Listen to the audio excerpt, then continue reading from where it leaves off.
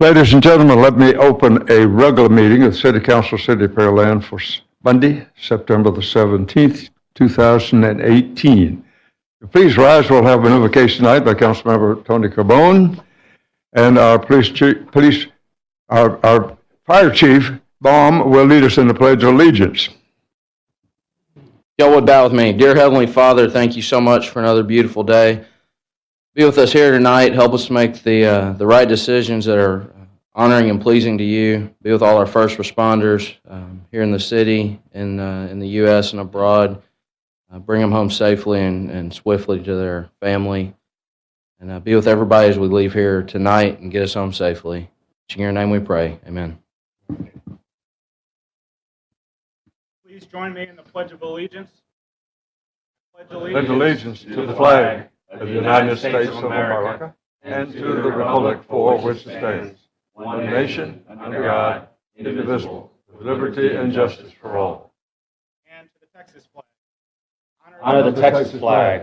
I pledge allegiance to thee, Texas, one state, under God, one and indivisible.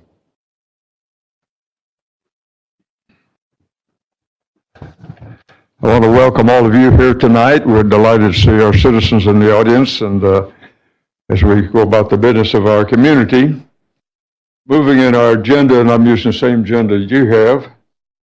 Item number 3 is roll call, and all of our city council members are here with bright and shiny faces. Moving to item number 4, citizen comments. I ask Councilmember Perez if he will address this issue. Thank you, Mayor. We have one person who would like to speak on a specific item. Other than that, we have no citizens who have asked to speak publicly in advance of the meeting. So I think we're free to move forward. Did you introduce him?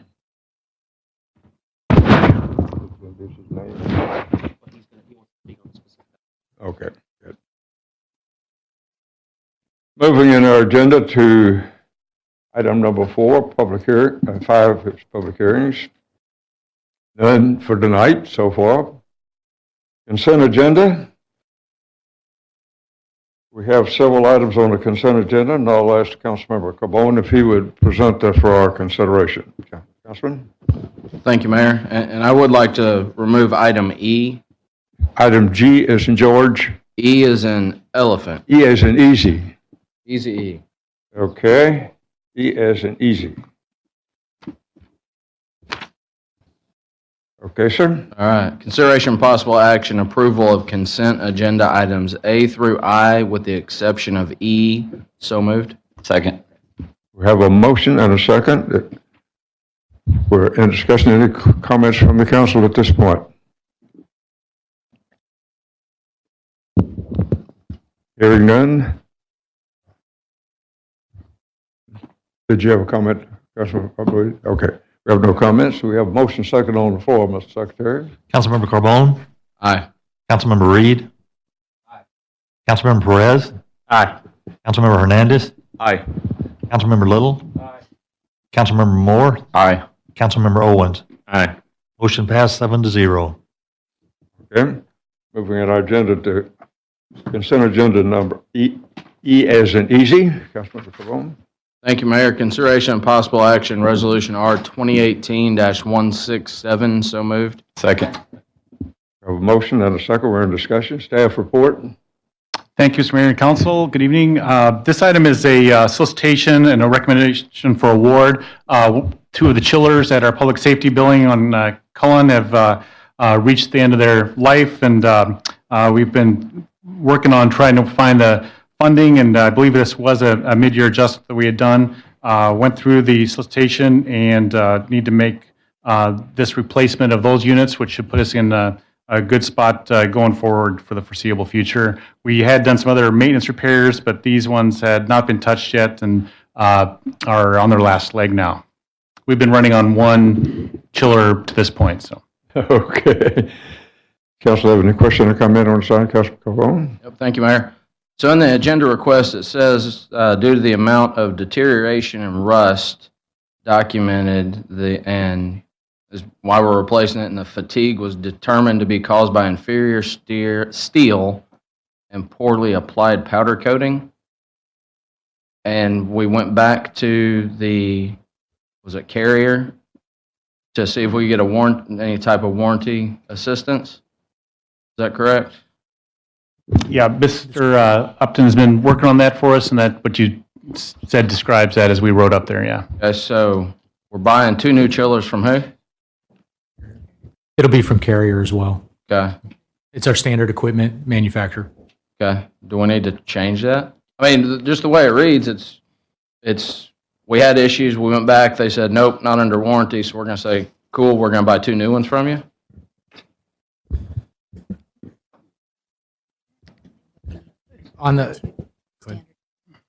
They are 2 standard units on the face. Yes, this is what we need to do and move forward. So we continue with standardization throughout that, and working with Carrier as well to continue to provide the correct as well, and make sure everything is to the standards we require.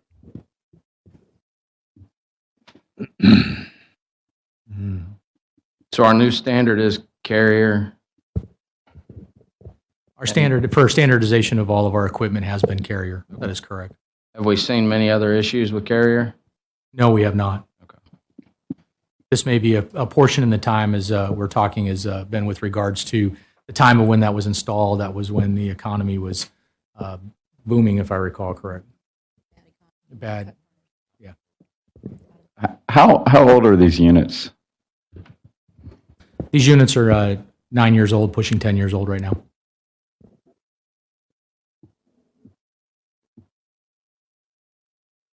Going back with the same company, is that have something to do with the hookup that we have on those units there?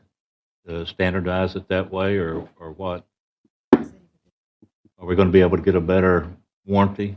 I'm sorry, sir. Could you please repeat that, Councilman Yeah. Owens? Number one, are we going to get a better warranty than what we had on these for a period of time when you're talking about the steel was bad and the powder coating on it was bad? But the other part of it is the rest of the systems that's there, does it require to go back with Carrier on that system or change it out, whatever? To answer your first question on warranty, yes, we'll have a better warranty, as we've discussed and worked with Carrier. To that is that it's a standard piece of equipment that is through that needs all the components compiled together to work efficiently. So they need to be part of the same manufacturer. So we could have went back with a different Carrier. I mean, the hookups that go to it doesn't specify it has to be a character or a Carrier piece of equipment, right? It's a whole system that has to work together. So all the components in there need to be part of and manufactured in accordance with Carrier. Was that part of the problem when we were meeting over there, or what? That we couldn't get the air conditions to come on, or what? That is correct. It's been a unit that's, excuse me, over the time that unit has been deteriorating as you experienced when we were over there. So the only thing we get is a 1-year warranty. I guess that's what it said in the write-up. Yep. For $200 and something thousand worth of equipment. That's their standard, the 1-year warranty on labor and then 5-year on the compressor warranty. Is 9 to 10 years a normal life expectancy for these types of machines, coolers, chillers, whatever? 10 years is usually right at the lifespan, so we are there in terms of that use. Additionally is that we're coming along and advertising for a facility condition assessment that will be going through and assessing all of our units throughout the city as well, and that'll be advertised soon. Council, have any other question or comment? Ron, did you? Okay. Okay. That in place, for further comment by council, we have none. Secretary, we do have motion second on the floor. Councilmember Carbone? Aye. Councilmember Reed? Aye. Councilmember Perez? Aye. Councilmember Hernandez? Aye. Councilmember Little? Councilmember Moore? Aye. Councilmember Owens? Aye. Motion passed 7-0. Okay. Moving on our agenda to item 6, which is matters removed from the consent agenda. We just handled one of those. Moving to item number 7, new business. New business item 1, Councilmember Reed, would you present this for our consideration? Thank you, Mayor. Consideration possible action, first reading of ordinance number 1568. So moved. Second. We have a motion. Is there a second? Did I hear a second? Okay, down there. There's a second. We're in discussion. Staff report. So, Mr. Mayor and Council, this is the first reading of our budget ordinance for the upcoming fiscal year beginning October 1. Council's had the recommended budget since 1st of August, so you've had 45 days and several meetings to go through this and ask questions. I believe we've followed up on those on what we've received to date. So this reflects that, but for one open item that had been brought up last week, and so if council chooses, it'd be appropriate to make an amendment to this tonight. But again, the budget's been on file. It is a balanced budget in terms of the general fund. It is very tight in terms of the operations, but does continue the services that we've been offering up in terms of all the basics that people rely upon, and looking forward to getting after this and implementation right away. So nothing else to add, sir. Okay, Council letter Council Cabone. Mayor, I'd like to lead off to make a motion to amend the proposed PDC budget to include $12.9 million to provide sufficient funds for bond payments, amending Fund 900 to reflect $11,730,381 in revenue and $27,757,741 in expenditures. Okay, we have a motion and a second. We're in discussion. Council, have any questions, comments on this item? We have a motion and a second on the floor, Mr. Secretary. Councilmember Carbone? Aye. Councilmember Reed? Aye. Councilmember Perez? Aye. Councilmember Hernandez? Aye. Councilmember Little? Councilmember Moore? Aye. Councilmember Owens? Doesn't make much difference right now. Aye. Amendment passed 7-0. We now have an amended motion on the table. Any further discussion from council on this item? Amended item. No discussion from council. Staff have any wrap-up comments at this point? No, sir. Okay. Mr. Secretary, we've got a motion second on the floor for an amended motion. Councilmember Reed? Mayor, excuse me just a minute. Aye. I got one question. On the back of the budget, we have the CIP. We're going to visit that later on in the year. Right. No, there's a separate, that'll come to you as we outlined next week. There's the CIP comes to you as a resolution, and that's memorializing what you've seen last months. But yeah, that'll come next week. Okay. We have an amended motion on the floor, Mr. Secretary. Councilmember Perez? Aye. Councilmember Hernandez? Aye. Councilmember Little? Aye. Councilmember Moore? Aye. Councilmember Owens? Aye.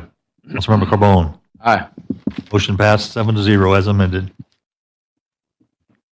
Okay, moving in our agenda to item number 2, new business. Councilmember Perez, would you present this for our consideration? Thank you, Mayor. Consideration possible action, first reading ordinance number 1567, so moved. We have a motion and a second. Any discussion from council? Hearing none, staff report. Thanks, sir. And this is the ordinance memorializing the property tax rate for the upcoming year.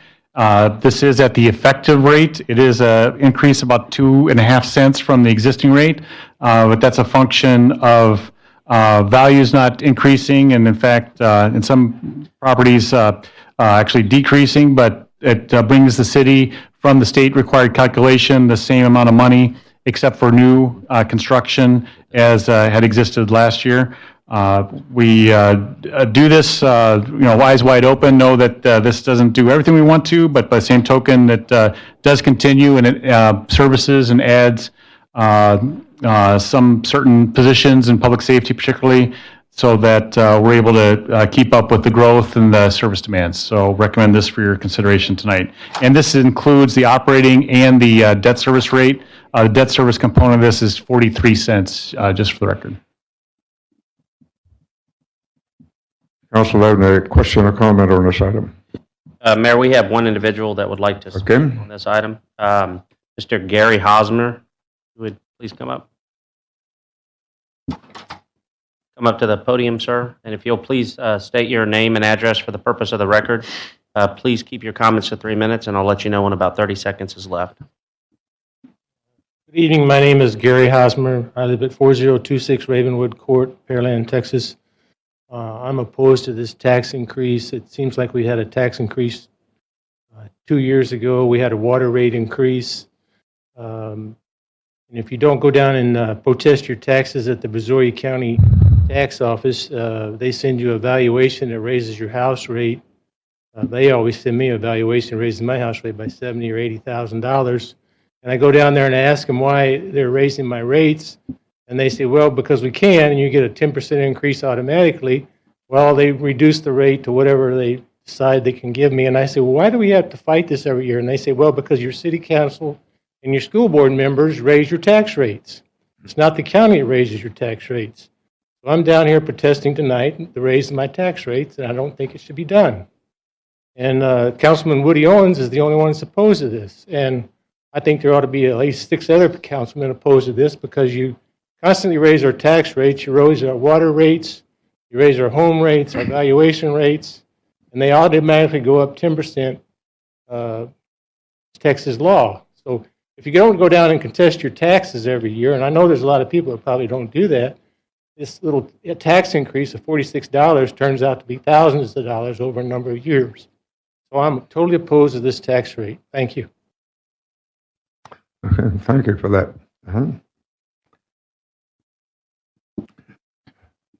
Does the council have any questions, comments at this point from staff reports? Hearing none, staff have any further wrap-up comments before we go?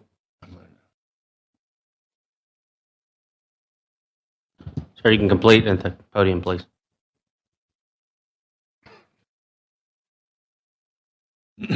The other thing is, you can't contact your councilman on the phone anymore. You can't call them up and say, listen, what are you doing here? You can't talk to them over the phone. The only thing you can do is email them. And I emailed all these councilmen, and Council Woody Owens was the only one that responded to my email. And that's the kind of city council we have here, where nobody responds to the emails. And only Councilman Woody Owens responded to my email. Thanks, sir. That completes your comments, Mr.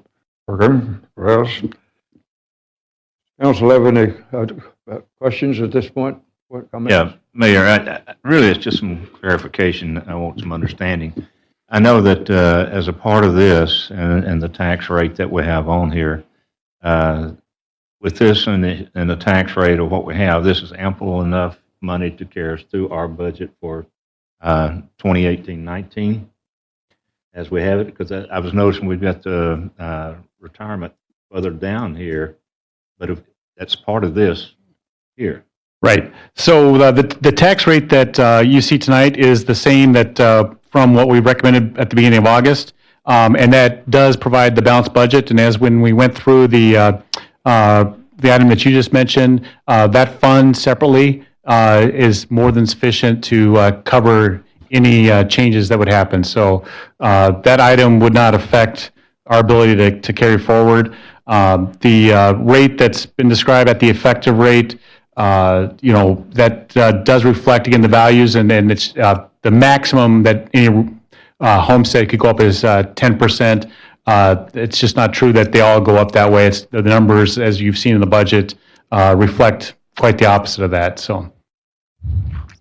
Okay, but my concern was that this rate is maximum enough to cover it. I know that we have the ESDs that are out there that if they get approved, that there's going to be a shortfall. We're going to have to cover that shortfall on the ESDs out there.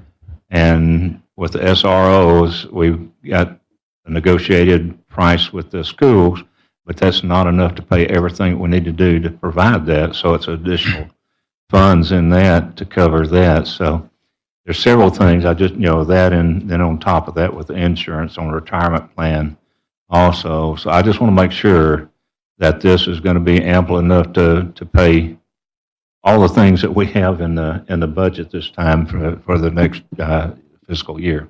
The short answer is yes. The things that you mentioned, anything that we're able to gain on the revenue side would just cut the expenditures, but we're not assuming anything additional for the SRO contract or the SDs. The fact is the city's covering 100% of that now. but that's much more complicated. We won't get any, if we do go into a contract, it won't be until the next budget year. So this anticipates the same coverage for the fiscal year. So the answer is yes, this rate covers what we have in the budget. Okay, so there won't be a need to come in here and take money from one department and transfer it into another department. You know, the thing that bothers me on here is a conversation that's been openly said that, you know, if we don't pass this with this rate, that we're going to have to lay off police officers. That's the last thing that's going to happen. You know, I mean, first thing that somebody says when they go on Facebook or whatever, that if you don't pass this at this rate, we're going to have to, you know, EMS, fire department, police department. You know, we've got 18 positions in this budget, and I think only 3 as far are that, but, you know, the fire department. So that's a misnomer, I think, that people jump out because those things are something that people look at as kind of heartstrings in a budget, is that, you know, the first thing you say is, well, okay, well, we'll prove everything that you got here, so we don't have to lay off any of the EMS and fire and police department. But that's not that, because there's other items in here, you know, within the budget that are dollar value that could be reduced, you know, during that part of the time. So I just wish that people, when they make those decisions or have those discussions, that wouldn't be the first thing, because nobody's planning to take anything from the police, fire, EMS, either one. So, but that's a big concern that comes out first of all. If I could, you're correct, and we've never, the slides that we showed is if we were to roll back further below the effective rate even to the existing, we just would not be able to add the additional public safety people and would not be able to give our existing people the modest 2% COLA that we talked about. So you're right that we never talked about doing anything other than that. Yeah, the only thing that I had been concerned, I think I talked to you about it and mentioned it too, is a lot of positions we have in here is for 3 months. It's for 3 months, it's for 9 months or whatever. And those are what I call reoccurring, you know, expenses. So when we get into 19 and 20 budget, all those will be full-time, 12 months, and they'll go from 3 months to 12 months. So you get an automatic increase in your budget if everything else stays status quo. So, you know, but. Well, again, you're right about that, but the fact is, even if we wanted to, you know, you typically couldn't hire somebody day one, and we purposefully plan on bringing on people so we can absorb them into the fire department, bring them on for training, et cetera. It doesn't make, we've learned lesson the hard way about trying to do too much too fast. And as you've seen in the multi-year budget, which I know you all have looked at, that recognizes the full loaded costs for those. So we are looking ahead with that multi-year budget, and that's one of the key documents I know that you look at. Okay. Council, have any further question on this item? I don't hear any further questions. Secretary, I believe we have a motion second on the floor. Mayor, for clarification for the minutes, who made the second on that? I didn't pick it up. I believe it was Gary Moore. Here, okay. Thank you. Councilmember Perez? Aye. Councilmember Hernandez? Aye. Councilmember Little? Councilmember Moore? Aye. Councilmember Owens? Aye. Councilmember Carbone? Aye. Councilmember Reed? Aye. Motion passed 7-0. And then based on the record, let's move to item number 3 on our new business list. Councilmember Hernandez. Do the honor. Thank you, Mayor. Consideration, possible action, first reading of ordinance number 1358-16. So moved. Second. We have a motion and a second. We're in discussion. Any comments from council at this point? Hearing none, staff report. Again, this is the ordinance we see every year that codifies the non-development fees for the upcoming year. It does reflect some of the changes we talked about, you know, through the budget process. So. Nothing else to add on that. Okay. Council, any question or comment in response to that? Councilman Perez? Oh, I'm sorry. No question or comment? We do have a motion second on the floor, Mr. Secretary. Councilmember Hernandez? Aye. Councilmember Little? Aye. Councilmember Moore? Aye. Councilmember Owens? Aye. Councilmember Carbone? Aye. Councilmember Reed? Aye. Councilmember Perez. Aye. Motion passed 7-0. Moving in our agenda to new business item number 4, Councilmember Little. Thank you, Mayor. Consideration of possible action, first reading of ordinance number 1023-8. So moved. Second. We have a motion and a second. We're in discussion. Staff having it.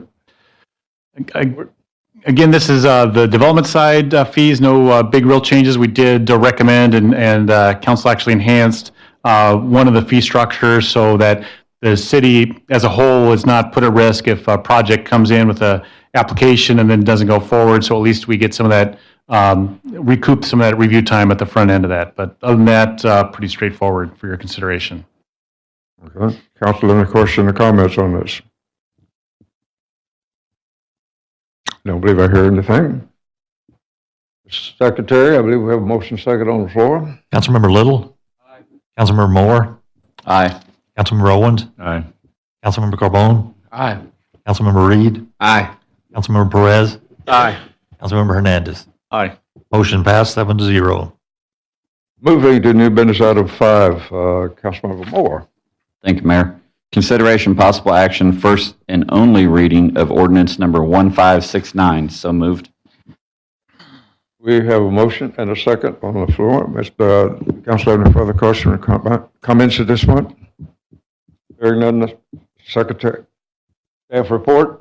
Thank you, sir. This is a safety recommendation while construction is going on, coming up for the 288 frontage roads. Just to lower that speed limit, we do have to go through this extra step, and as state law provides for these kinds of cases, and then it'll once construction is done, it'll repeal back. So.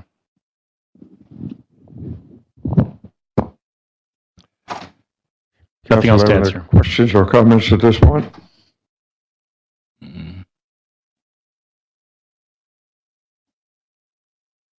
White out there. Hearing none, Mr. Secretary, it looks like we have a motion second on the floor. Councilmember Moore. Aye. Councilmember Owens. Aye. Councilmember Carbone. Aye. Councilmember Reed. Absent from the chambers. Councilmember Perez. Aye. Councilmember Hernandez. Aye. Councilmember Little. Motion passed 6-0. Moving in our agenda to new business item 6, Councilmember Owens, could you present this for our consideration? Sure. Consideration possible action, first reading of ordinance number 2000M-174. So moved. Second. We have a motion and a second. We're in discussion. Staff report. Thank you, Mr. Mayor. This is a rezoning request from the property owner there on Manville Road. Council heard about this at a JPH. Your Planning and Zoning Commission did review the matter and gave it a negative recommendation. And so if you did see fit to approve it, that would take a supermajority, but staff did not recommend this as well. Okay, with that information on the record, does the council have any questions or comments at this point? Hearing none, Mr. Secretary, I believe there's a motion second on the floor. Councilmember Owens. Aye. Councilmember Carbone. No. Councilmember Reed's absent from the chamber. Councilmember Perez. Aye. Councilmember Hernandez. Aye. Councilmember Little. No. Councilmember Moore. No. We have a 3 aye. 3 ayes, 3 nays. We got a 3-3. It fails. Requires a supermajority, correct? Motion fails. Okay, we have a tied 3-3 at this point. Mayor would vote no. Okay. And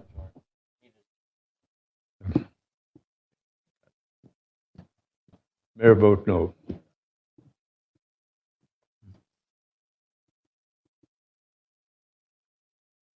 You need him to come back.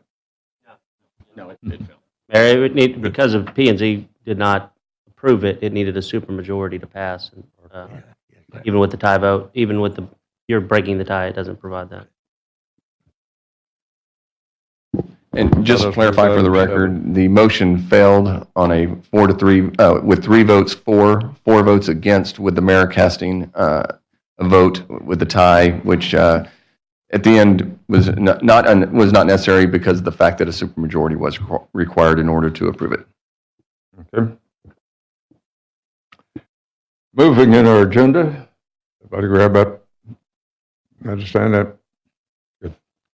Moving in our agenda, new business item 7, Councilmember Carbone, back to you for.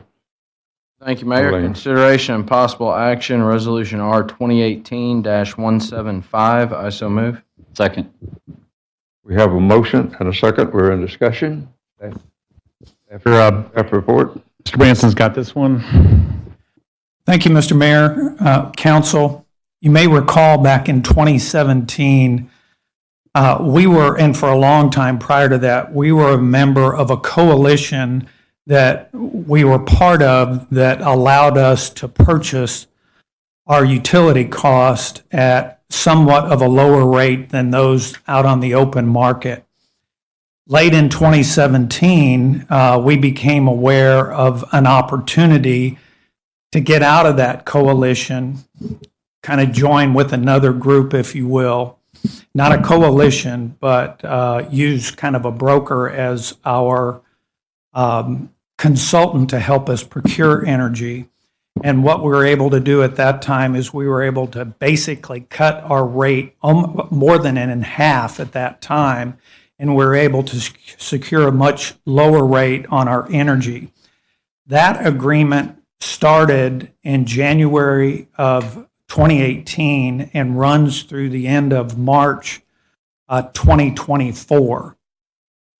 What we have before you tonight is an opportunity to, based on market price, go out into the market and secure solar renewable energy beginning in June of 2024 through the end of December of 2029 at a lower rate than what we're currently getting. So what we would like your authorization to do is to go out in the market with our consultant, Tradition Energy, and with a group of other entities, go ahead and secure a lower rate. And with your approval tonight to do that, we'll move forward with going out into the market, soliciting price, and then ultimately, based on the best available price in November, probably sometime in early November, we'll have that rate and we'll enter into a new agreement. So what we're asking your authorization tonight to do is to go ahead and proceed and enter into or authorize us to proceed, and then ultimately, based on the best negotiated renewable energy price, move forward with a contract. One other thing, by doing so, based on our current rate, when it's all said and done, we'll probably see about $105,000 up to about $105,000 a year during the term of that contract savings to the city. Tim? If you have any questions, I'd be pleased to answer those questions at this time. Council have any question or comment on that item? Councilor Carbone? Thank you, Mayor. Do we have a representative from Traditions here? We do. I guess I'd have a question is, the way I read this, solar is now cheaper than traditional non-solar in the out No, we're a years? little bit higher than non-solar is. If we enter into an agreement with the solar energy, it'll come down a little bit from our current rate, and we'll save about $100,000 a year. So solar is cheaper. It is, in this particular case, if we go into the market right now. Can that consultant explain Sure. that to us? Let me introduce to you Bob Wooten with Tradition Energy. Thank you, Mayor and Council. Appreciate the opportunity to talk to you, and appreciate the opportunity to have been able to work with the city for the last several years, as John mentioned, and the unique opportunity that we have and that we're seeing here, to your point, Councilman, as far as getting better pricing than what we're seeing is really based on two functions. One is the leverage of a larger group that combines some different geographic areas, ranges from City of Mesquite up in North Texas to City of Galveston, City of El Campo out in Wharton County. What's getting us really the sharpest numbers, which is what's very different about this approach, is that the electricity suppliers are directly sourcing electricity from solar generation facilities. So unlike traditional energy where you would have your basic brown energy, you would purchase renewable energy certificates on top of that would add a premium to that. This is a different approach where we're actually having suppliers go out and source directly from solar generation facilities. So it's allowing for really more of a sharper pricing based around the aggregate of the group, and that's what's really unique about this particular approach. So if we were to go out and if we gave you the direction to go secure power from June of 2024 through the end of 2029, what type of pricing will we have on, what are you calling it, brown energy? You mean On as far as like non-solar. comparing non-solar to solar? Right. We can actually do that exact kind of comparison as well, and we can provide that based on benchmarking from others. The non-solar or just one entity of these 8 combined is slightly higher than this aggregate price that we're seeing for the entire group, and that ranges by member, by location in the state. But to answer that question, we can go out and provide those exact comparison numbers as well if you would like, so you can make a decision on either one. Yeah, and I guess I'd like to see it as part of the aggregate group. Sure. Because you're comparing apples to oranges if we compare a disaggregated non-solar to aggregate solar, right? Well, exactly. I mean, there's one set of pricing. The pricing that we've talked about is based on the aggregate group. Right. If you break the group apart into different individuals, be higher. pricing varies by individual. What we saw was about an average 9% saving for the group, and that ranges all the way from some members that are getting about 6% savings to others that are getting much higher. The larger entities, the savings number is a little bit lower, but we found in every case, comparing it to pricing the entity just by itself, that we're getting better pricing with the group. Okay, so if you price the whole group out to non-solar. If we price the whole group out non-solar, then we can come back and look at that number as well to see what that looks like. The aspect of the solar that also is different on this is that because you're sourcing directly from a solar generation facility that is going to be around long-term, that's allowing suppliers that can do that to go out and offer a longer term as well. When we've looked in the beginning at just brown energy options, those contracts don't go out as far typically as the solar one does because you're not sourcing directly from a solar generation facility that, in essence, they look for these long-term agreements to stay solvent. Very interesting. Could you remind us how do you fit into the game? Our role is to coordinate the process and really 2 functions. One is to use our position in the wholesale market to find the right windows to procure. So even once the decision is made to move forward, it's very important exactly when you pull the trigger on that particular contract. And so we use our unique market intelligence from our role in the wholesale market as a brokerage firm to find that right spot. Nobody has a crystal ball, but that's what we're trying to do, is find that right spot. And then secondly, using the size and scope of Tradition Energy as a firm, we're actually the largest independent procurement advisor in North America. So we use that size and scope to continue to bring more suppliers and more opportunities into play. And so how's your firm compensated?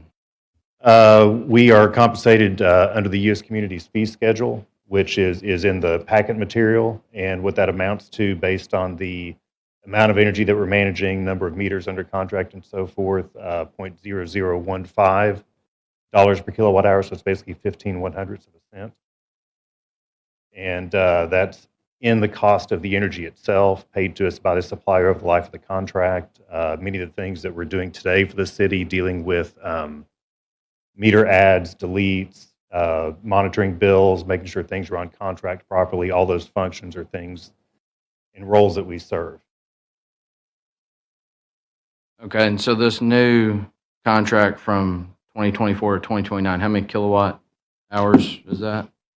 The city is, I believe it was in the pack, I believe the city is about 37 million kilowatt hours. That's correct. So fees around about 50, 60K? Sound about right? Yes, for 0.0015, correct. Okay. That's one time when we enter into the contract? That's actually paid to us just from the supplier as a part of the energy cost. So it's not one lump sum. It's not an out-of-pocket cost. It's just paid, embedded as part of the energy cost. I guess I'm trying to weigh out that I won't be here in 2024, and I mean, if we had our crystal ball that could tell us what energy prices were going to be, that'd be great. But I'd hate to commit to something that we have no idea if this is a great deal or the worst deal ever. That's actually one of the roles that we play in looking at all of this when we look at natural gas costs. And I don't mean to cut you out. I get that, but you've got 60K worth of value. So Councilmember Carbone, let me just comment on that, if I may. You may recall, as I mentioned, we were a member of TCAP prior to this, and they had almost the identical fee structure.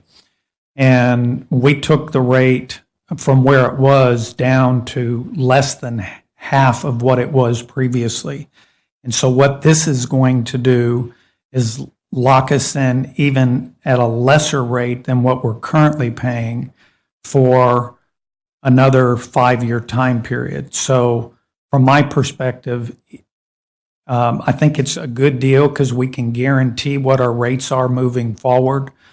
We can't guarantee that they won't go up. Yes, they could go down slightly. Again, that is what we would pay them or what we paid TCAP to do as well. So I think it's a good option for us at this particular time, and I wanted to make you aware of it.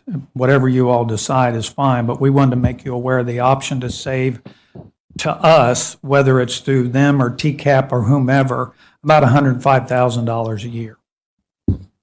And I certainly appreciate that. It looks good. I just know that sometimes when things look too good to be true, I mean, that's why we hadn't seen waste management contract come back to bid in 20 plus years. So that's my hesitation is we're looking at a contract and so far out that I don't want to sit in the audience and have future councilmen comment on me tying their hands. But on the surface, it all sounds good. And thank you for answering my questions. Thank you, Councilman. I don't have any questions. I have more of a comment. I know when I brought up the us limiting contracts, John, you had stated that there's some contracts that may be may need to be a certain, I guess, over the 3 years. And I'm guessing this is kind of what you were talking about. Go ahead. I'm guessing this is kind of what you were talking about, but like it's already been stated, I mean, there's contracts out there that, like waste management that should have been up. 2024, I won't be on council anymore either. And neither will, I guess maybe one person might be coming off, but everybody else will be gone. And it's not about me being on council or Councilmember Carbone or anybody else up here necessarily being on council. It's about outlasting the tenure of a council member. Anyways, again, it's just comments. I know electricity prices go up and down; they fluctuate. If there was a way to make this shorter, I'd like it to be, 3 years, 2021, as opposed to 2024. So, that's all I have on it. So I guess what I'm not understanding and what I couldn't understand from the packet was why is it necessary at this point in time to go after a contract that this term doesn't even begin for several years? May I answer that?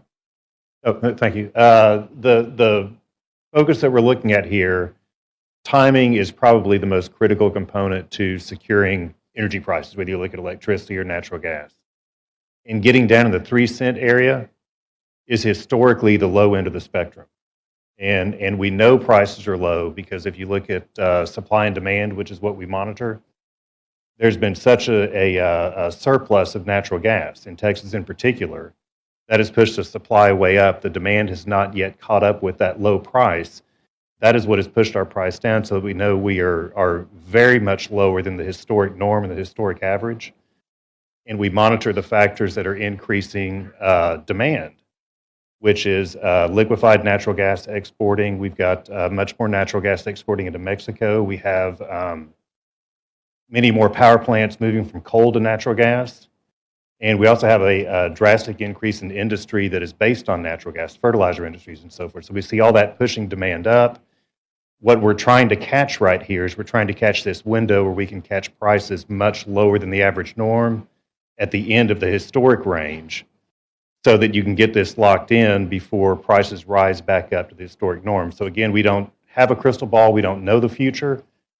But if you were to look at percentages, and this is just making it very, very high level, there is probably a 95% chance that prices go up from here, and maybe a 5% chance they go lower. And if they go lower, we've already seen in the industry, if you get to a certain point on natural gas pricing, wells will shut in, and that'll then start having an effect on supply and demand. So to answer your question, Councilman, that's what we're looking for, is looking for these opportunities to reach into the future to lock prices down. So what ties the rate now in 2024? Let's say if we negotiate based on the assumed rate of 0.0395 in 2024, if rates do go up, how much can that rate that we've contracted to adjust if the rates go up? How much can it go down if the rates go down? Presumably they wouldn't, based on what you're saying, but just for the sake of argument, how locked in are we to that rate if we get into this agreement now? Once you sign that contract, you are then locked into that rate for the duration of the contract. So if you were to sign a contract at, let's say, 3.8 cents, it starts in 2024 and goes to 2029. If electricity prices rise to 4 cents, 5, 6 cents, the city is still protected at 3.8. If it lowered, you're still locked in at 3.8. So that's the focus. That's why we look at percentages to say what are the percentage chances that prices will go up, what's the percentage chances they will go down, and that's the reasoning for reaching this far out in the future, so that we don't find ourselves having this discussion in, say, 2022. Prices are now up to 5 cents, which is more the historic norm, and we then miss this opportunity to lock in at say, the 3 cent area. And how tight are we in the sourcing of the energy? I think right now we're looking at solar as 100% of the option. What if there is a rise in that rate and lowering in, to borrow your term, brown energy providers? Would we be locked into staying with this same sourcing at this same rate without? Could we renegotiate without penalty or with minimal penalty?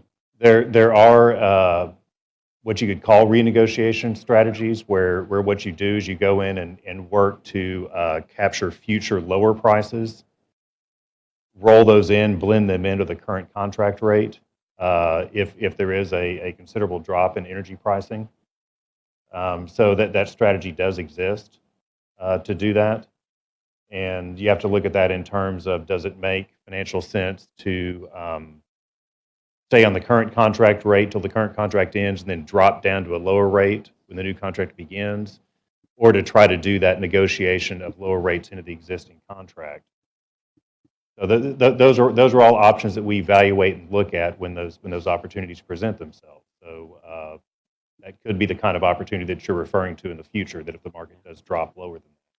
I'll be honest, and I appreciate all the work you've done, and I don't approach it with any cynicism, but I do get weary sometimes when somebody presents to me, you have to accept this is the best it's ever going to be, and you have to accept it now or you're going to miss an opportunity.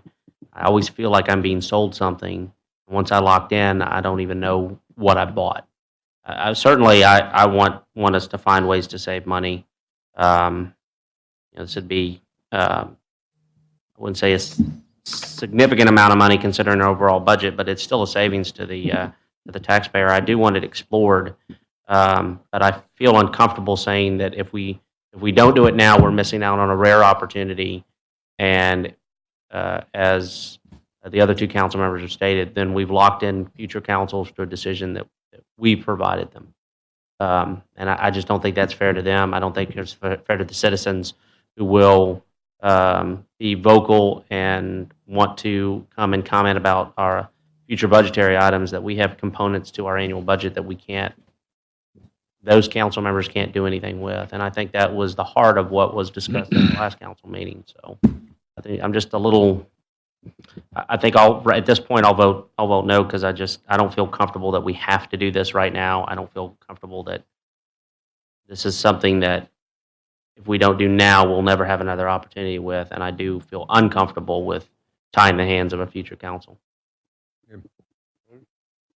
I had a question about the procurement services fee tables, and it says it can either be the embedded, which is I think what you're bringing today, or it can be paid invoiced separately as a retainer. Does that affect what you do in any way, shape, or form? To say, I mean, what would it look like if it was invoiced separately, and then in the future, I mean, would you still have this recommendation, or would it be something that we would make these quarterly payments, or some other, scheduled payment that would lead to a different outcome or recommendation? Or I would say we currently in the U.S. have over 1,300 clients, and I would say the breakdown is about 80% of them choose the embedded fee model, just simply because there is no out-of-pocket cost, and it's basically paid out over the contract as opposed to one lump sum or quarterly payments.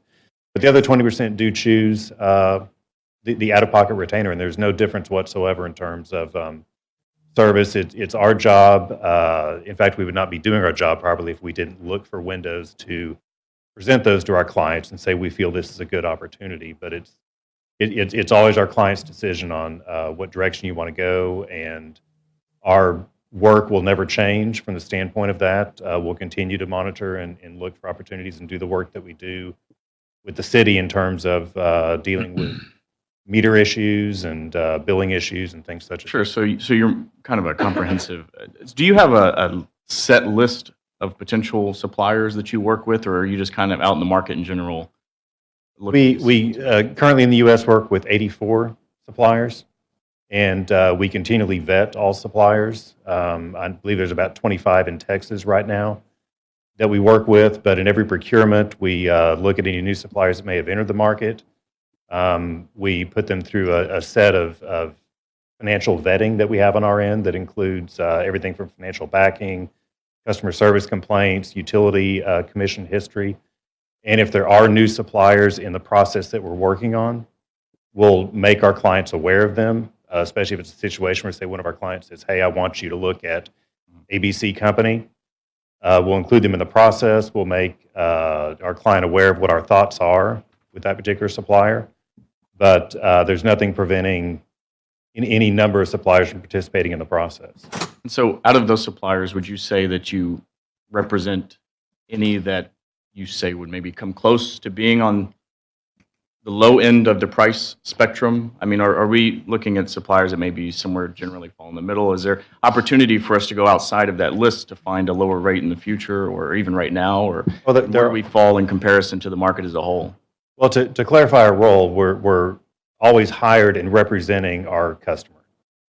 We're in no way representing suppliers, and it's our job to find the very best option that's out there.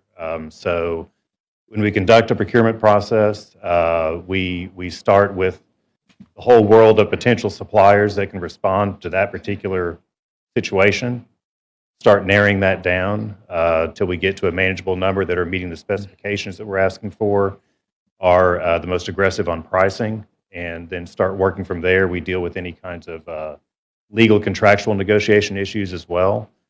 So I want to make sure I'm answering your question, Councilman. If there's any particular supplier that one of our clients says, hey, where is this supplier? Well, I'm asking also, where does the pricing, where does it fall in relation to the market as a whole? Like, you represent a group of, you said 84, is that correct?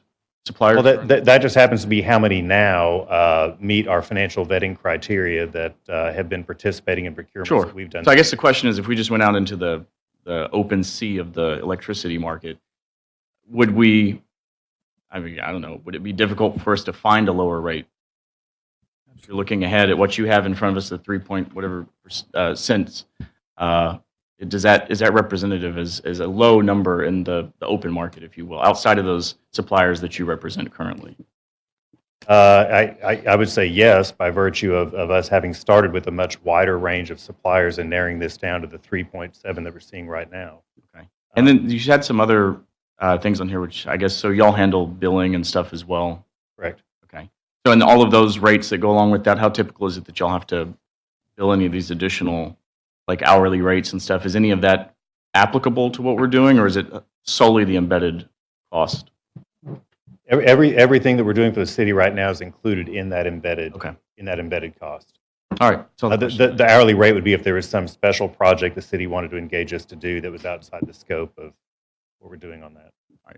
Thank you. Thank you. Are the other 7 members of this group already contractually committed to moving forward with this? Yeah, that's a good question. That's actually the process we're going through right now, is seeing who is in, who is out, because the city is always going to be ultimately have its authority to enter into contract or not. We're not creating a legal aggregation. Signatory authority is not being taken away from the city.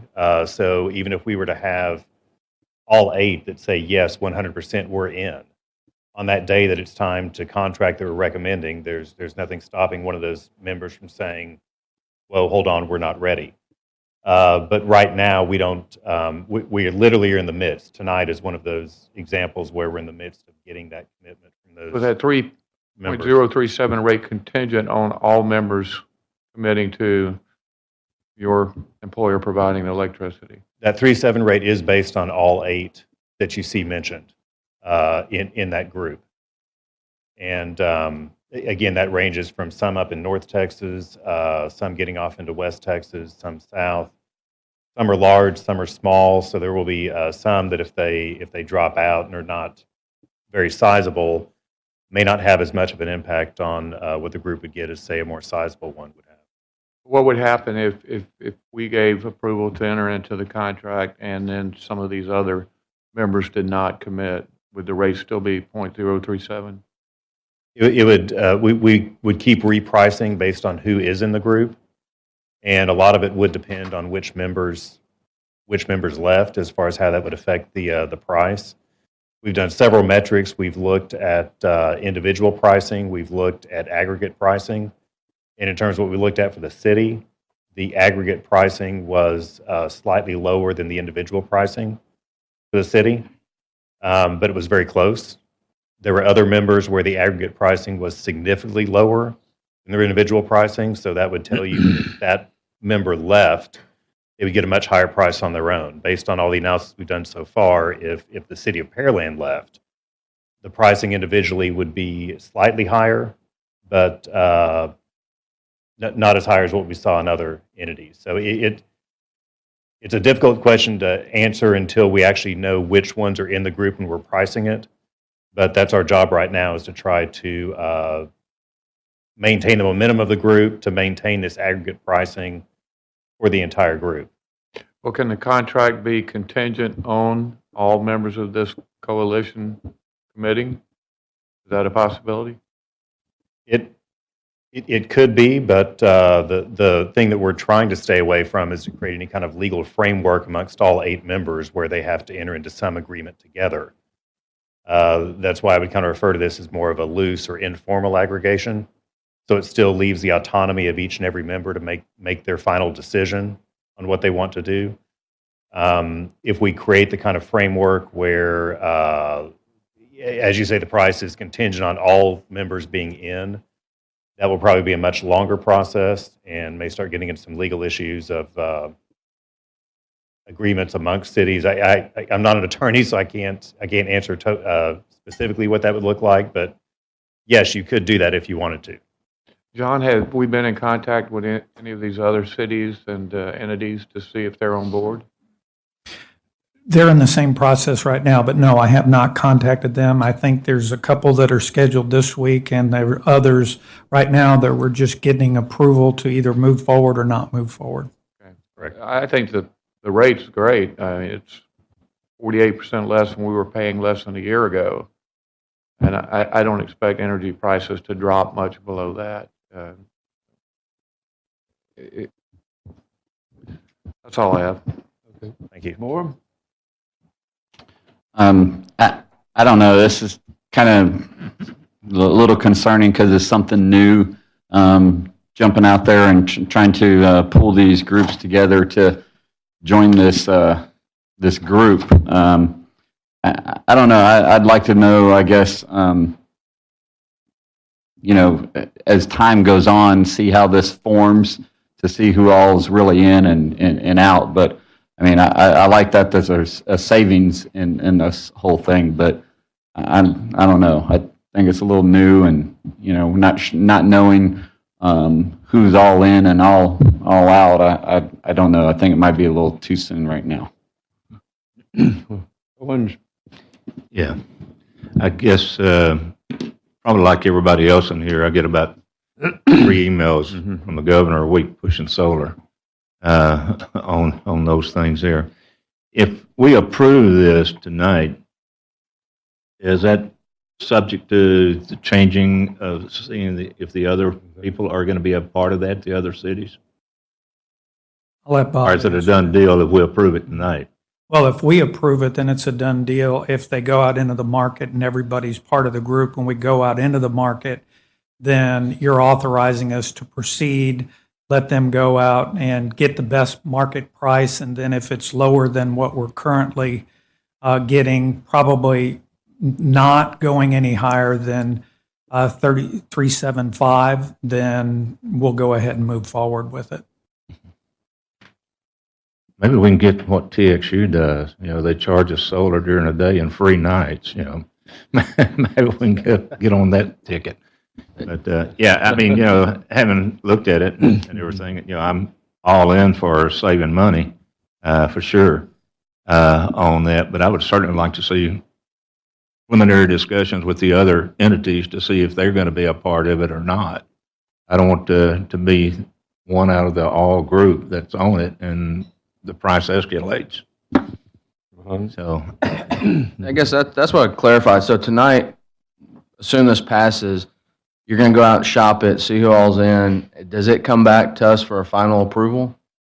Or is this, we're done tonight after the vote? We're done tonight. It goes to the city manager. What you could do is you could say, as long as it's less than our current rate, or you could say as long as it's the actual new number is this amount or lower, then we move forward.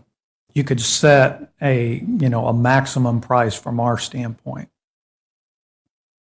That would be a good strategy to ensure that if there was some change in the group format, that you're holding to a certain number or lower, and if the change in the group caused that number to go higher, then wouldn't move forward. Mm-hmm. In terms of the timing, I think there's a lot of hesitation up here. Do we have time to if somebody was to table this, to consider it a future meeting? Or do you need to answer tonight? That's completely the city's decision. It's the rough timing that we were looking at is to try to get everything in place to get something secured before the end of the year, which would put it in the probably getting more rounds of pricing, trying to find the right pricing window. We're estimating it's probably going to put it anywhere from late October to early December. Okay. And is there counterparty risk in this? To the city? Right. No, this legally, this works exactly the same way that any electricity contract does. The supplier bears all that risk. The city is simply signing a electricity contract for supply of electricity at a fixed price from a start date to an expiration date. With that supplier? With that supplier. If the supplier's still around in 2024? I guess is where I'm headed, right? That's one of the important factors of our financial vetting of suppliers, to make sure that you're not getting in bed with a supplier that either has a shady past or not very significant financial backing. All the suppliers that we do work with, the 84 that I mentioned, been as high as 105. Right now it's 84, but all those are what we consider tier 1 suppliers, meaning that they do have sufficient financial backing and significant history in the markets in which they serve. Mm-hmm. I would say to that point, who knows what's going to happen in 2024. Lehman Brothers looked like a very healthy company in 2006. So, just because they have a good financial outlook at this point, we tie into them. We don't know what's going to happen. There could be a complete change in the industry based on a non-predictable variable that even the expert couldn't know. I think I'm welcome, but we're welcome to table it if we feel like the other council members need more time to think about it. But I think I'll still be a no. I just don't feel like it's fair to the citizens of Pearland or future councils to tie them to anything that's beyond my service here. Do you have any of the other entities scheduled now to meet with them, or have you met with them? Just as Mr. Branson mentioned, we've got several. City of El Campo, City of Mesquite are taking these actions to their respective city councils in the next week. The City of Mesquite might be later this week. In discussions right now with City of Galveston as far as how they're going to formulate moving forward with it. And many of the others are still in the stages of them trying to set out a timeline to meet the dates that we were talking about, of trying to get something done for the end of the year for them to take to their respective governing bodies. Mm-hmm. So this is the beginning of that discussion. We sent out information last week stating where things stand, what the opportunity looks like, and so it's really been starting this week that the entities have been getting together to take their governing bodies. Mayor, I'd like to make a motion to table. Do what? To table this agenda item. Table it? Second. Well, tabling, okay. Until the next meeting, or okay, let's put that in the motion. The table is for the next meeting. Mr. Coker, is table or postpone the correct? I was trying to avoid getting too technical, but yes, tabling actually is a little bit of a different motion under the Roberts Rules, which it's used loosely. The technical term would be to postpone it to a definite future agenda, and in this case, it sounds like the council would like to postpone this to the next regular city council meeting in October, which I think could be reflected in that motion. So moved. Second. Tabling motion there. Postpone. We need to vote on that. Secretary, I think we have a tabling motion here that we can vote on. Councilmember Carbone? Aye. Councilmember Reed? Councilmember Perez? No. Councilmember Hernandez? Aye. Councilmember Little? No. Councilmember Moore? Aye. Councilmember Owens? Aye. Motion passed 5-2. I had to do the table, okay? Thank you. Postpone. With that resolved, let us move down to new business item number 8. Councilmember Reed, would you present this for our consideration? Thank you, Mayor. Consideration and possible action resolution number R 2018-172. So moved. Second.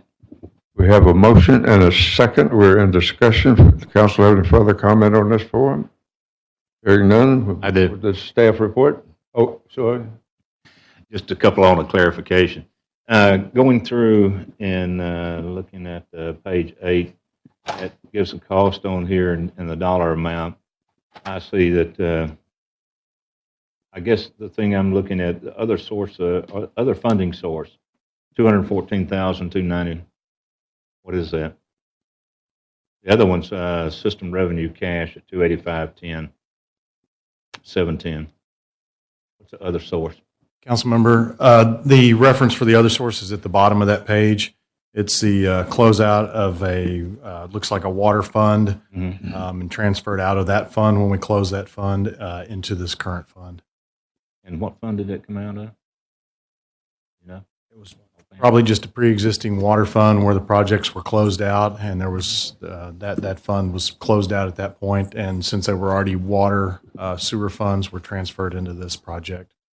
See on this is, and Ron, no offense on that, but on the contract that we have, we don't have anything that says not to exceed on that part of it.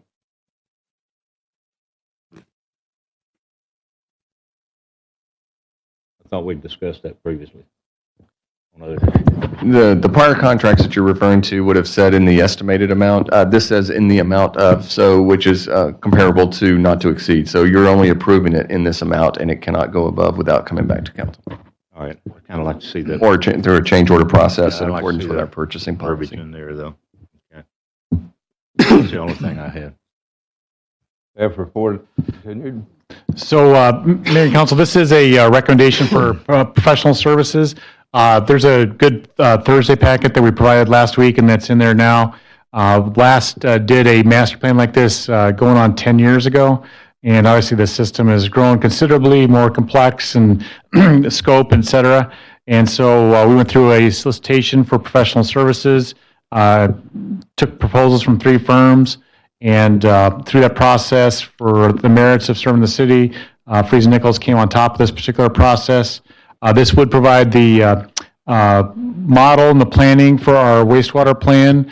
They're going to have 2 different scenarios, one out to 2025 and one to 2040, working from a new baseline of current status. And so again, this we've got considerable investments in our program and system, and this will be the guide for that. And we've shown the benefits of having a plan like this in place and being able to execute that and work off of that. We spend millions of dollars on the system, and so apart from that, just staying in regulatory compliance, et cetera, need to have something that's very well thought out and analyzed and quantified, and that's what this will do. So it's a major effort and a major contract, and we're looking forward to having this in place. Okay, Council, have any question or comment on this? Yes. Perez? So as we project out to 2025 and 2040, what are we using as a base assumption for the ETJ? Are we providing an assumption that we're going to be servicing those areas? Councilman Perez, no, that's not at this time. It's limited to what we have as is set forth by the boundaries today. And what about areas where we have SPA agreements? Are we including those in the long-term projections? So if you're talking about, we'll say with Lakes of Savannah, they have their own wastewater treatment facilities that are down there right now. And so those would be the ones that would be utilized at this time. But then should there come a time forward that we want to consolidate, then we would be rerunning the models at that time. And just one other small question. What are we using as a baseline for consolidation of lift stations? Are we looking at their how long they've been in service? How many of these we can consolidate because there's enough gravity flow between, or we have the potential for gravity flow between them? Is it a combination of both? Actually, you pretty much answered your own question with that. That statement is that we will be looking forward to, as the system grows, gravity that is nearby, then we can tie over. We're doing that on a regular basis now as they come available based on our own knowledge at this time. However, with the model, we'll be able to identify those more that can be either consolidated or through gravity that is caught up through development, we can reduce that infrastructure. Okay, thank you. Any other questions from council? I see that the about 2/3 of the funding is coming from system revenues, and 214,000 of it comes from closeout of WA 1001. What is that? We'll need to research that project and get back, but it's closeout that had leftover funds available, and so then they were reallocated to this project. To get the specific name, I'll have to look it up. Okay, so the funds are there. It's not going to negatively impact the budget. That's correct. They've already been budgeted for through the previous CIP and approved. Thank you. Okay. Any other question or comment from council on this? Staff have to wrap up on this item? Okay. Secretary, I believe we have a motion second on the floor here. Councilmember Reed? Aye. Councilmember Perez? Aye. Councilmember Hernandez? Aye. Councilmember Little? Aye. Councilmember Moore? Aye. Councilmember Owens? Aye. Councilmember Carbone? Aye. Motion passed 7-0. Moving to new business item 9, Councilmember Perez. You do the honor. Thank you, Mayor. Consideration possible action, resolution number R 2018-171. So moved. Second. We have a motion and a second. We're discussing. Council, any further comment at this point? Hearing none, staff report. Okay. Thank you, Mayor, council members. This is an item for the proposed annexation of 9.6 acres into Brazoria County MUD number 35. It is an in-city MUD located in the Shadow Creek Ranch Town Center. And the proposal is to include this property into the boundaries of the MUD so that the developer could develop an assisted living center. Brazoria County MUD 35 is unique in that it's one of the in-city MUDs that the utility agreement that provided for the reimbursement of the ad valorem tax of 15 cents has now, it's dipped below 65 cents, so there is no longer any more reimbursement or repayment back to the MUD for the ad valorem tax. So that would no longer be an issue moving forward. And it's my understanding, I know there are representatives from the MUD and the developer here this evening, but that the reimbursements that would occur through this would be through cash on hand, and there would be no further debt issued for this MUD to fulfill those obligations of the MUD. And again, I believe Lynn Humphreys is here from Allen Boone Humphreys, and I believe the developer is here as well this evening. Good. Council have any questions to focus on either one of those two individuals? Or to the staff in general? Yeah, I've got a question. So is there infrastructure that's being placed inside of this development? Is that what's being proposed? Public infrastructure? Hello. For the record, Lynn Humphreys with Allen Boone Humphreys Robinson, attorney for the district. Most of the infrastructure is there. The main infrastructure that needs to be changed is the drainage. This is really a unique district. It's a unique opportunity in that there's what I'll call an ugly detention pond that's there, that's sort of hidden behind the some bushes that are there on Business Center Drive. With the annexation of this property, it gives the district and the developer an opportunity to kind of clean up this detention pond, reconfigure it a little bit. So that's where most of the infrastructure is coming. It's just, this is very unique. We have a great board. One of our board members is a Pearland resident and drives by this site all the time, and he's very anxious to get this cleaned up, too. And so they have known this was a potential annexation for some time and said, let's work to save up some funds from our maintenance tax collection so we don't need to go out and issue bonds. So it's a tremendous tax savings for the customers of the district who don't have to pay, the financing costs that are associated with having to long-term finance it. So it's a very unique situation. It's a small district. Most districts don't fall into this category, but. So only one of the board members lives in Pearland? Yeah, it's a commercial district. We don't have people who live there. We will once the development occurs, if you all approve it. We've also been working with the city for some time to replat the property. Also, it needed to be replatted. That required the consent of our other major taxpayers in there, Edens, who owns the shopping center that's there, and Memorial Hermann. Then I'm missing one. The district. So, and they've all consented to the replat. And so principally, it would allow funds to be reimbursed for this developer to beautify the existing detention pond. That's mainly you've got to reconfigure the drainage, the detention too. This property, as you know, can't be developed without some additional detention.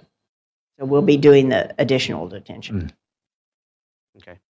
Councilmember Reed, I think you had.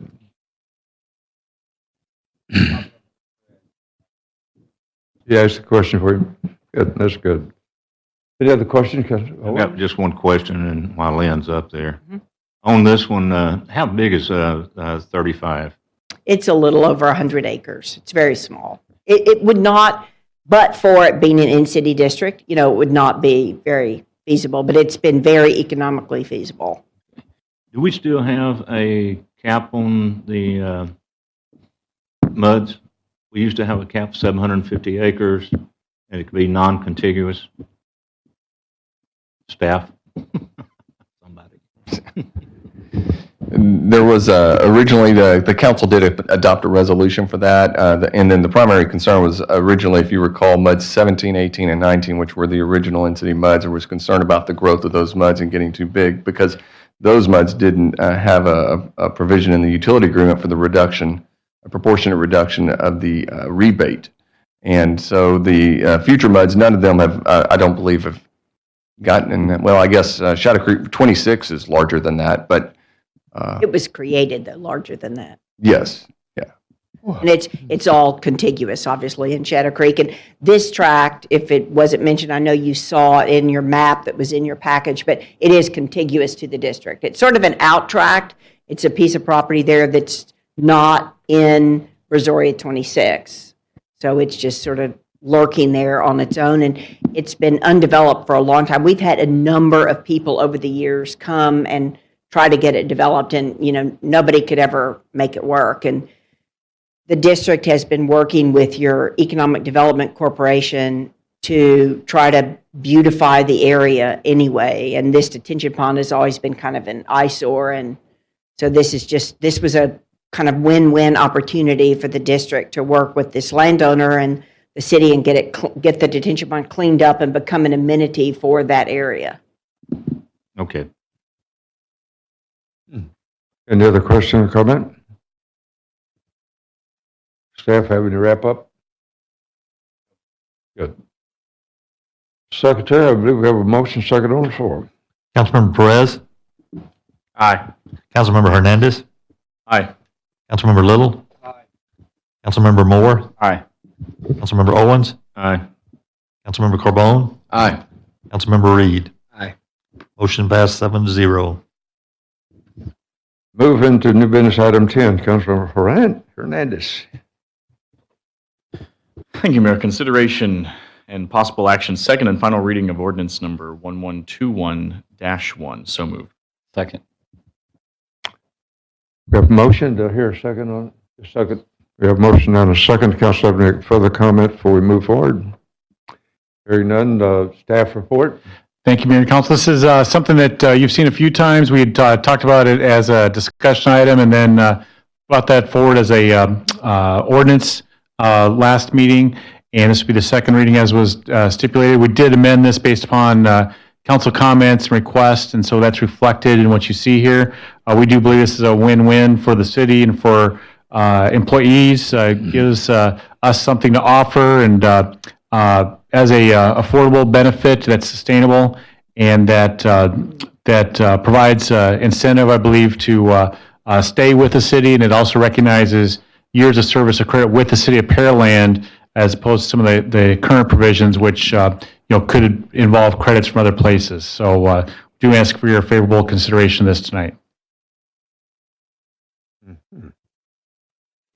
Okay, does council have any questions on that? Carbone? I'd just like to thank staff for making that amendment, and that's exactly what was my intent, and I think the council's intent from the first reading, so thank you.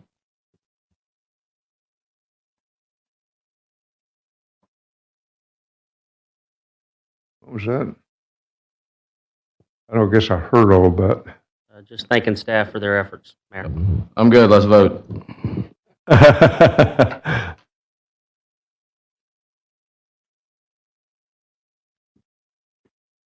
It was a,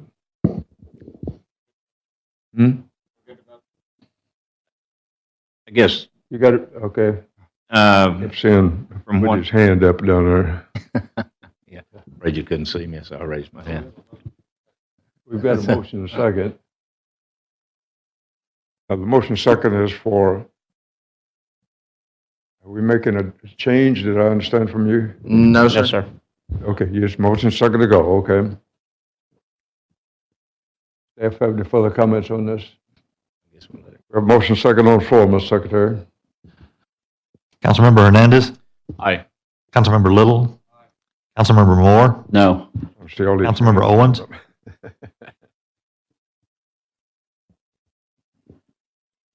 Aye. Councilmember Carbone. Aye. Councilmember Reed. Aye. Councilmember Perez. Aye. Motion passed 6-1. Okay, let's move to item 11. New business. Councilmember Little? Consideration and possible action resolution number R 2018-174. So moved. Second. We have a motion and a second. Any comments from council before we move forward? Hearing none. Staff report? Thank you, Mayor and Council. This is asking for a policy resolution of the council to solidify and have something we can point to document the council's policy intent.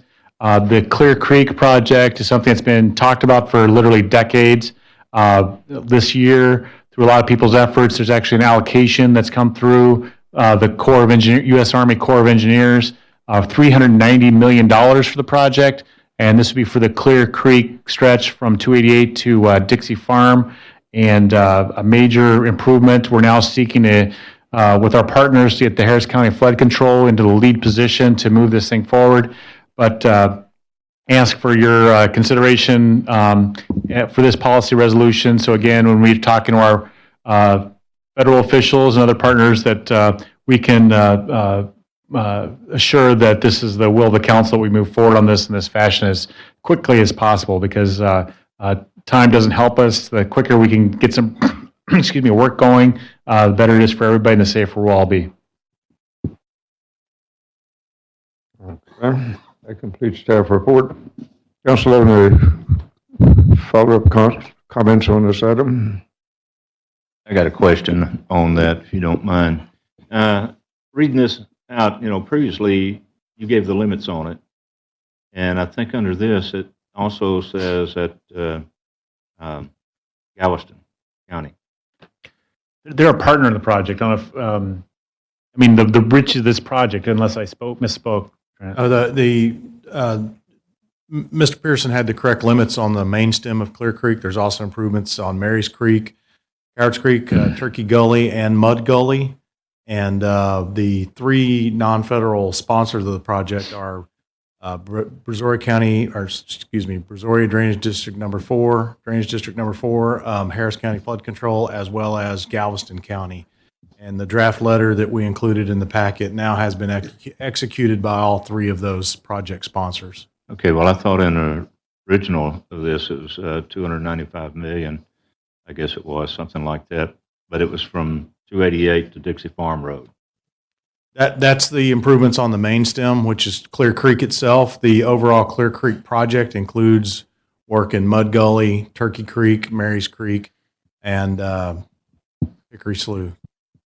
Yeah, because I remember the day we met with Harris County, Galveston County commissioner. He was trying to get at least 30% of this project in his area in Galveston County. We kind of left there that saying this is the limits on it, and it's not for there. But that's the core project. Of course, there's other projects that local entities can and maybe will move forward with in the future. Much like the City of Pearland, we have moved forward with many projects over the last 10 years, along with BDD4 as our partner in the Mary's Creek, the Cowards Creek, Clear Creek, and Hickory Slough watersheds. We've spent upwards of over $52 million of city funds.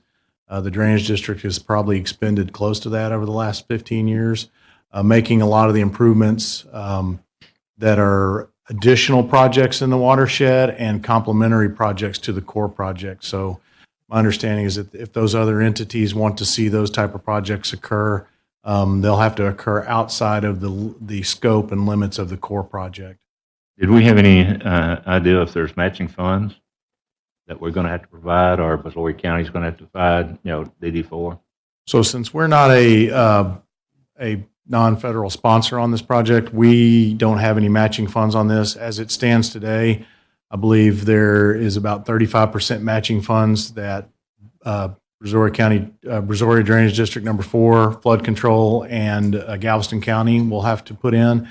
Part of the strategy to move this project with flood control in the lead on it is to accelerate the project and reduce a lot of those costs so that that'll reduce some of the cost of the match. I believe they're looking at, in kind and what they've already done and what they can do themselves in the project as part of the match moving forward. Do we have any idea what Harris County Flood Control is going to do west of us on Clear Creek? Do they have any? West of the city of Pearland? Yeah. That's in Anything Fort that Bend flows County. into it? And there's nothing part of the Corps of Engineer project west of our city limits. Okay. Are there any projects that we'll be doing, I guess, that'll coincide with this project? Once we wrap up our master drainage plan, we'll have some recommended projects. I believe it's identified additional detention capacity that we need on some of the tributaries to Clear Creek as well as Clear Creek itself that we need locally in addition to what the goals and scope of the core project are.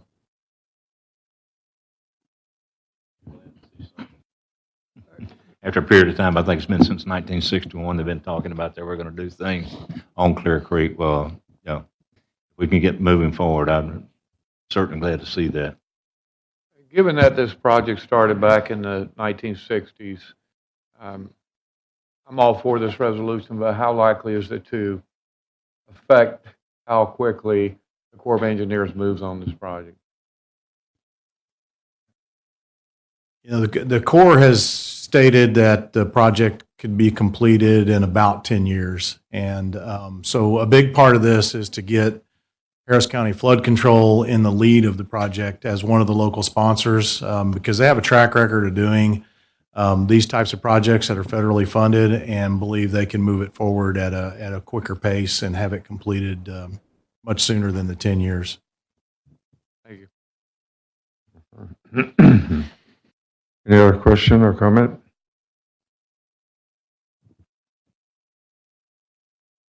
Well, I think we'll ask for a motion second on the floor again. And Mr. Secretary? Councilmember Little? Aye. Councilmember Moore? Aye. Councilmember Owens? Aye. Councilmember Carbone? Aye. Councilmember Reed? Aye. Councilmember Perez? Aye. Councilmember Hernandez? Aye. Motion passed 7-0. Okay. Let's move in our agenda to item 8, which is mayor council issues for future city council agendas. And there was a concern, and I'll ask staff to address that. Just real quickly, this was an item that had been requested by council. We put together just a brief background, but really looking for some direction from council if you want to proceed this way, in what fashion, and et cetera. So we don't have anything to add, just we'll sit back and wait and take your direction. Okay. Mr. Carbone?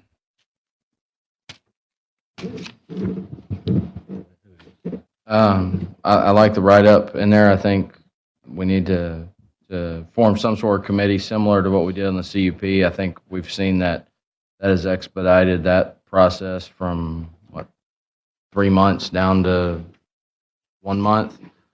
I like the idea.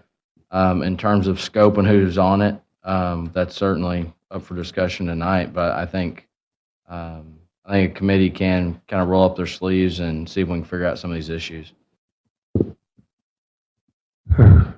Reed, you got have any input on that? Perez? Thank you, Mayor. I won't expound more than what's in the write-up. I do think it's necessary for us to put together a committee so that we can be a little proactive with dealing with some of the issues that continue to come up. We've been playing whack-a-mole as a council, and I think as a P&Z. As issues come up, we want to modify them. We modify only that one issue, and we don't look at the broader scope of giving our staff better direction as to how we want the development process to be modified. So I think this will be forming this committee, getting council input, and getting community input, as well as P&Z input, will help us be able to give more global direction and more global changes into the UDC. Very similar to what was done, and I believe it was 2008 or 2009 with the SWAT committee, and very similar to what we did with the CUP, both of which I think had success. So I think this puts us on the right path. Okay. Hernandez, you had a comment on that? I do not, Mayor. Thank you. I do not have any comments, but I do like the idea. Okay. More?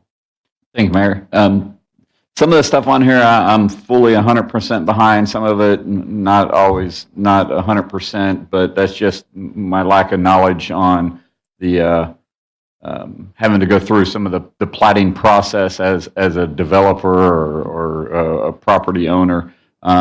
But I definitely would like to dig into this a little further. Okay. Owens. Mayor, I actually do. I'm sorry. I'm sorry, Councilman Owens. He defrayed. You know, we formed a committee on some other things not too, I guess, what is about a couple of years back. Yeah, CUP committee. You know, I don't know that we need to keep forming committees. I mean, there's other things that are way more pressing, and you know, I see us just, you know, we're up here as elected officials to make decisions without a committee. And you know, I think we can make those decisions. In the past, we've made those decisions. I think if we give staff direction on exactly what it is that we need done, you know, we can do that with. Hopefully, we can do that with just that direction. If it's not getting done, then you know, maybe we think of other measures or try to find other ways. But you know, committees and subcommittees and even more subcommittees, to me, it becomes more of a micromanaging process as opposed to saying, hey, you know, Clay, John, Trent, you know, these guys, these are your staff, you know, this is what we want to see done. Policies affecting platting, development of real property. I mean, there's way more than what's included in this input and discussion that needs to be worked on. You know, licensing. I mean, we got a lot of troubles that need to be addressed. But you know, we're not elected to take care of those minuscule type things. Those are not minuscule, but they're smaller than what we're up here for, in my opinion. And so, you know, I guess I'm not really for us, you know, continuing on with committees and more committees and meeting 8 times a year. And I mean, that's why we have EDC. That's why we're planning and zoning. That's why we're going to the back to decide on who should be on those committees. Our job is way bigger than this when in the grand scheme of things. And so, you know, that's just my 2 cents. Uh-huh. Well, you know, I think each one of those items on the right after the council had put in discussion heading, I think there need to be some kind of attention given to them. But we addressed one of them that I thought was very interesting. That was the wastewater issue, and Reeves Nichols are going to be addressing that, bringing back a white paper solution for that. We could probably, you know, we've got a very capable staff that I'm not sure that I'm capable of working with each one of these items, because not knowing all of the rules and regulations that go behind it. So I think a lot of these could be handled by staff bringing back a resolution and just action item for the council to consider. We could workshop it and so forth, but I think we need to put the people who's got the horsepower to bring back a recommendation that would make something that we would really want to adopt. Sometimes the council gets a hold of things and it becomes more political than it is effective. So it's kind of hard to make a decision to make if you want to put a bunch of council committees, turn them loose out there. So I'm not really excited about that. I'd say I appreciate that, Mayor. I think there was, you know, in the late late 2000s, we felt it was appropriate to get some community input into the development process. We felt like we had some stakeholders in the community that were dealing with issues one at a time and felt there was inefficiency in the process for making changes. And we have homeowners that deal with the same thing. I respect the opinions of those who don't agree with me. I just say that this is something we've been dealing with off and on for quite a while. Some of the changes we've asked staff to make is them trying to shoehorn a change into existing criteria, which to be honest with you, it's kind of unfair for them to make a significant change when the law doesn't allow it. So at that point, it becomes an issue of policy. From a policy standpoint, why do we require plats of every tract? What is the policy behind that? What is the benefit behind that? Is that a policy we want to continue to move forward? We're the only community that does that, for it to be platted in the exact configuration for which it's developing.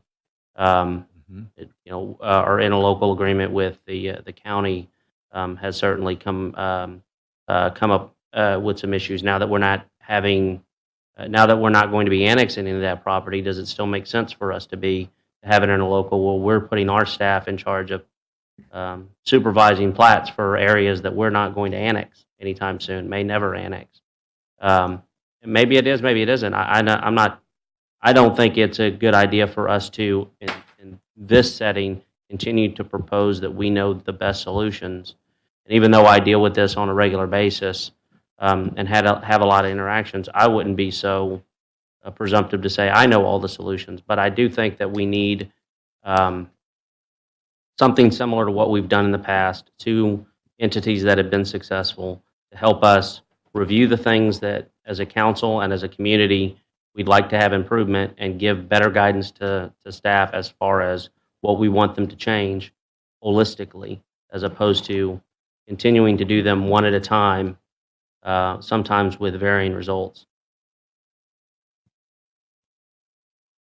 Well, it seems like Austin goes different directions from more frequently nowadays, and the other thing that would affect some of these issues in as I just indicated here, is that we're growing so rapidly that the rules have changed. The state has issued new guidelines, and the organizations have too. So I think I lean more toward letting some of the professional staff bring back for our consideration, and that's when we can do our portion that we would normally do in a committee to discuss it at that point.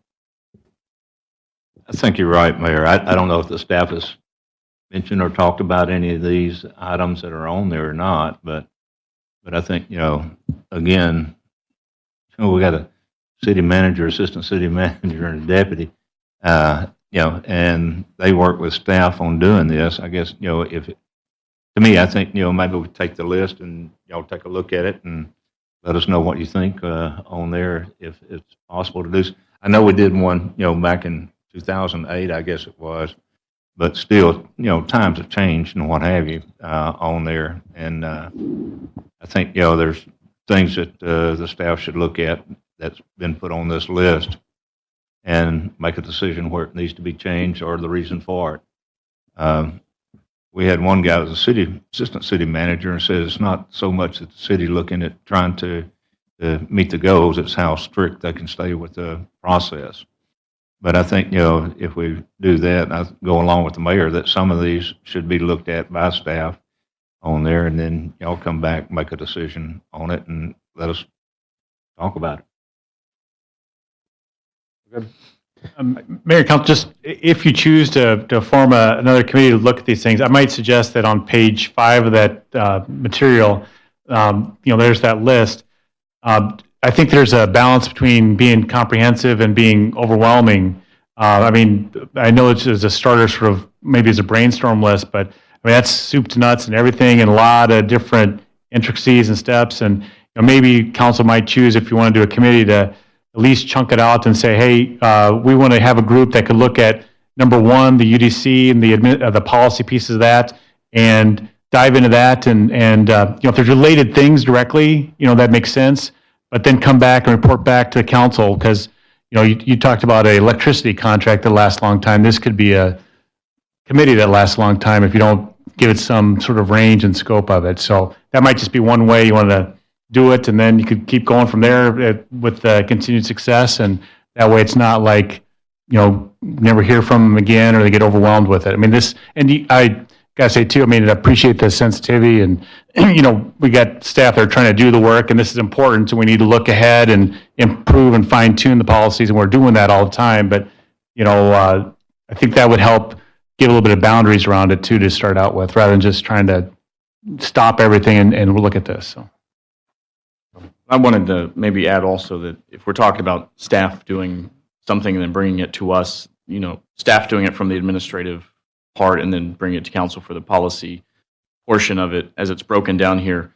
I think the opportunity to communicate in a group, maybe some smaller groups, some committees with, both of those mindsets represented in some of this stuff would maybe give us the opportunity to do both at the same time instead of staff doing something and then bringing it to us and us looking at it from a different perspective and just kind of a back and forth. It gives us the opportunity to maybe hammer some of those things out early on. So I'm in favor of having the conversation, and I think number 8 on page 5, I think, is also, very important maybe to talk about and to develop and maybe to approach staff and get their feedback on what they think that process should be for us to actually create the policy. And so that way we're not coming up with something that maybe doesn't fit into staff's day-to-day, if you will.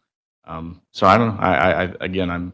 I like the idea of having conversations and bringing multiple minds to the table. Most of this stuff is way outside of my area of expertise. Well, it's comprehension, but it's definitely a learning process that would be fascinating to kind of see the process involved in getting a lot of this stuff addressed, because I know that the issues do exist, and so I'm behind it. I think I hear the council also saying that each one of these items on page 5 in the list of policy versus administrative, that we probably need to address those. We're growing so rapidly, things are changing in Austin. The rules are becoming a little bit more strenuous and restrictive. So I think it's time for us to probably look at that, because we're going to need it as we continue to grow. And it just, I think we hired the staff to do because of their expertise, and I think we could. We have some pretty sharp minds up here on the council that can say that where some of the policies or some of how the finance is used, as a team, I think we could work through these things a lot better if we could. Mayor, sitting through that CUP committee, I think we did make some very valuable changes. I'd be in favor of maybe initially starting out for just the policy issues under the UDC, to kind of visit those with the committee, bring that back, and then kind of go from there.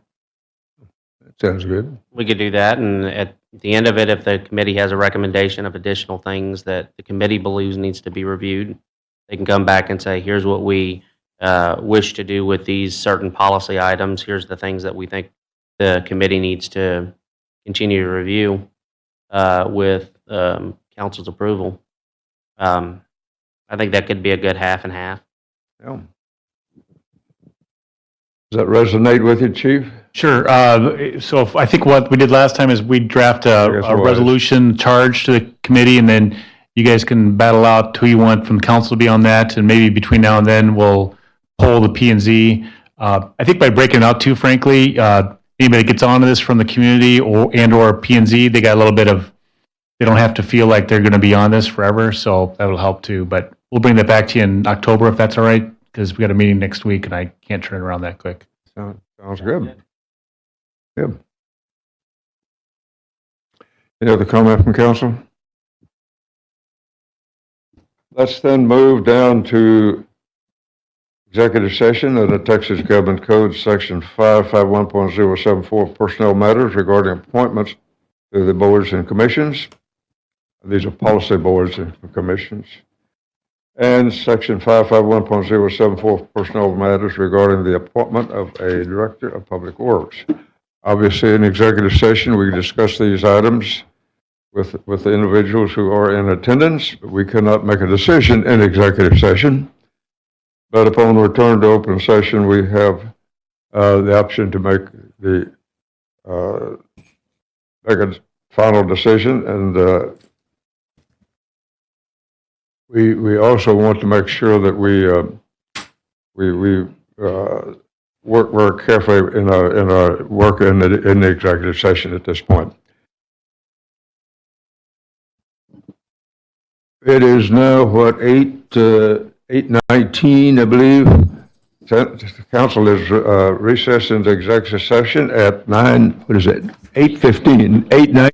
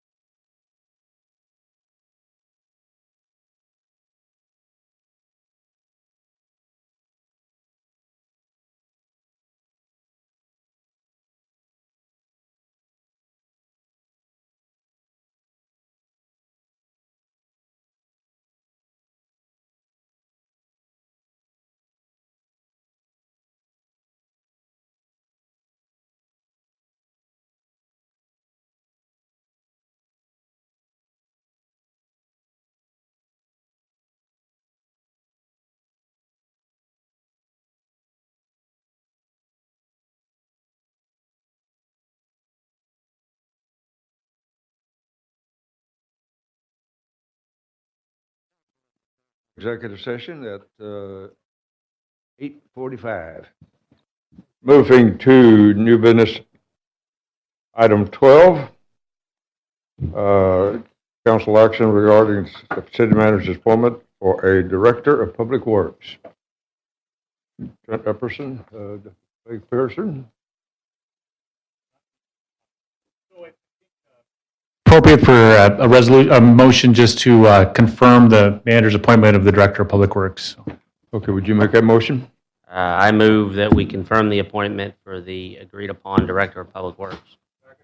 We have a motion and a second. Any discussion? Hearing none, those who have motion second on the floor, Mr. Secretary. Councilmember Perez, Aye. Councilmember Hernandez, Aye. Councilmember Little, Aye. Councilmember Moore, Aye. Councilmember Owens, Aye. Councilmember Carbone. His head's in the chamber, so he counts. Semi-absent from the chamber. Motion passed 6-0. Councilmember Reed absent from the chambers. But he's not in the chamber. Are we adjourned? Oh, we got a motion.